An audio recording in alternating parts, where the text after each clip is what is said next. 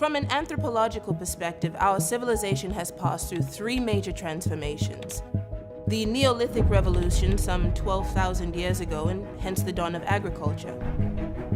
The Industrial Revolution of the 18th century introduced mechanization, rapidly advancing productivity. And of course, the post-scarcity revolution that we now know as the Great Transition, which began at the turn of the 22nd century. I would describe the pre-transition period as a race between human wisdom and complete societal catastrophe, which is what happens when a technologically advanced culture isn't mature enough to understand the nature of its own power. It's easy for us to look back and wonder how the insanity of that time went on for as long as it did.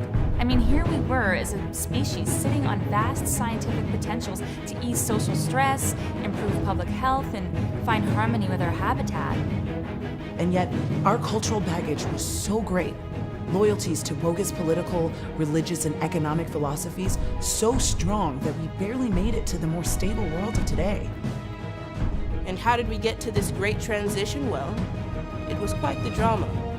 The traditional avenues of that world's so-called democracy certainly provided no such route. It would take the rise of a kind of apolitical subculture. A subculture existing far outside of the dominant establishments to help guide our civilization in the right direction. And I must say, it is quite the story.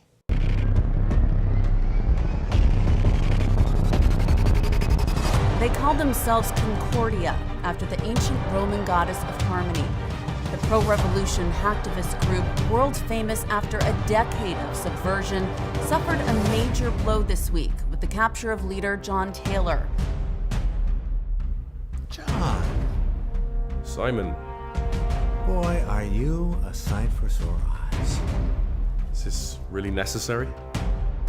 Yeah, I'm afraid so.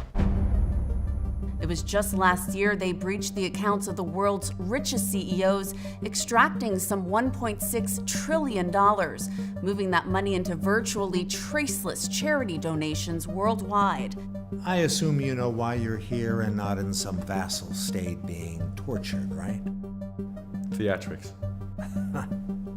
So what exactly is this place? I feel like I'm on a badly rendered sci-fi movie. You on a spaceship? Only Spaceship Earth. A year before that, they jammed both Chinese and American defense systems during the Saudi annex crisis, disabling thousands of warheads, a move which some on the left claimed might have saved the world from World War III. And in 2045, they leaked emails revealing how major Wall Street investment firms lobbied the CIA, Mossad, and MI6 to help procure monopoly control of rare earth metals in Asia.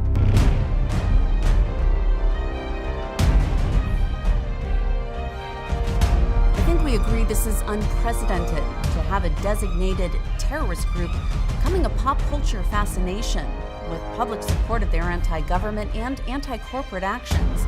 Their published manifesto has been downloaded hundreds of millions of times, with thousands of supporting groups out there in social media.